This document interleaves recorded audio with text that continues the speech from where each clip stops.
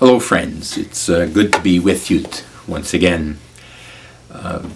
One of the things that of course Canadians talk about all the time, we know it, it's the weather. And we're in this in-between season, going towards spring. We get a really cold shot, and then it warms up. And then we get a couple days of cold again, and then it warms up more.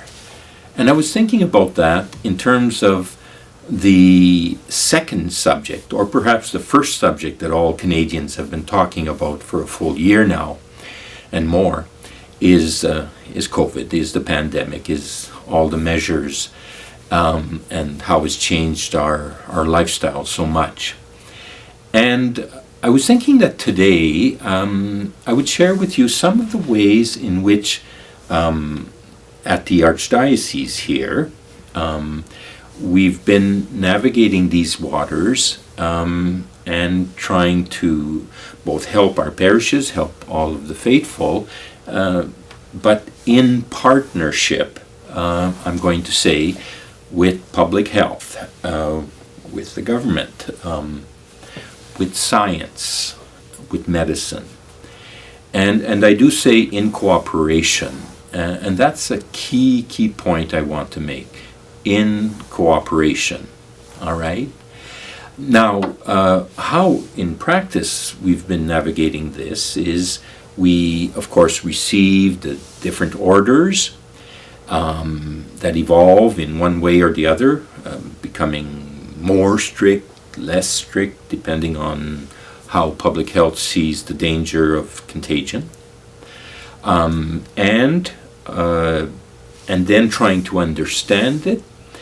And because, as anything impacting society that much, there's a lot of things that are unknown, and so unknown for places of worship.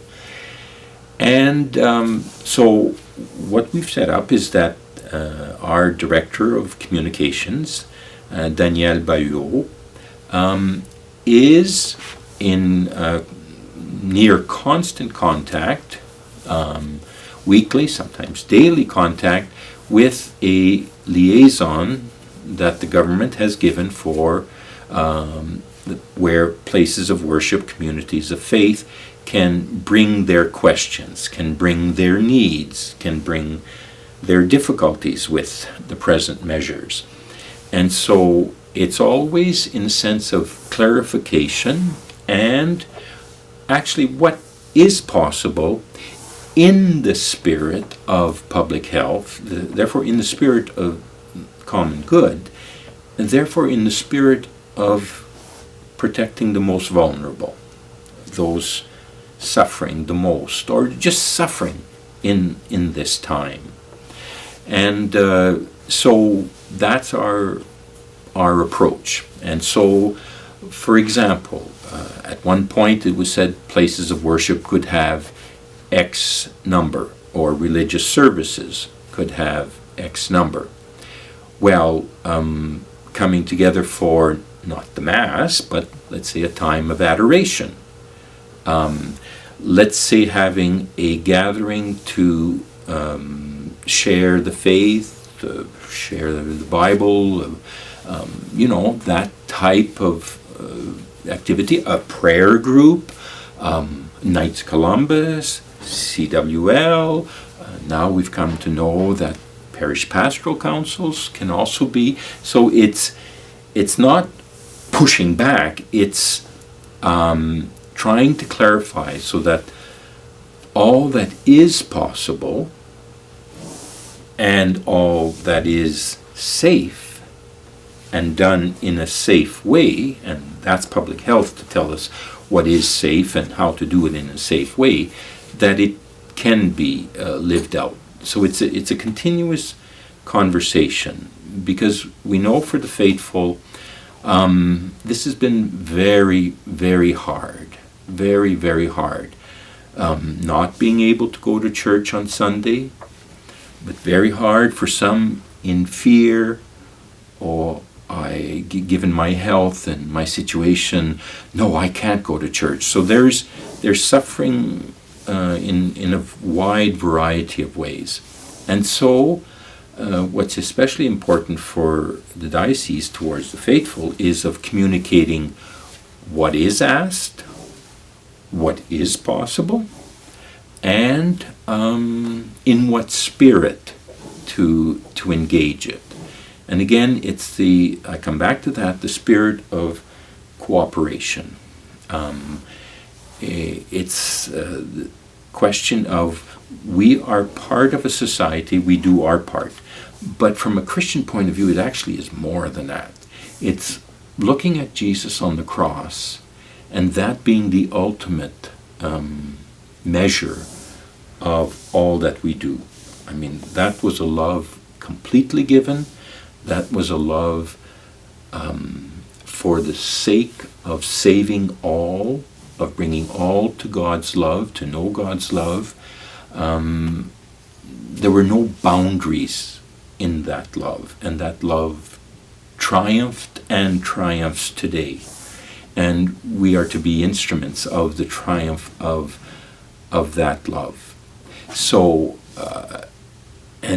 our commitment is to try to help people understand what they need, what they're being asked of, clearly, because clarity, and that's an evolving thing, so we have to be constantly working at it in that dialogue between ourselves, and when I say ourselves, I'm talking about also all of the Catholic dioceses working together, and there have been a few times where public health or the government has engaged a conversation with all faith leaders. But so our effort is indeed what needs to be done, trying to get as much information as possible, not that it is being withheld, but just complete and clarity of why is this being asked, and then in what spirit,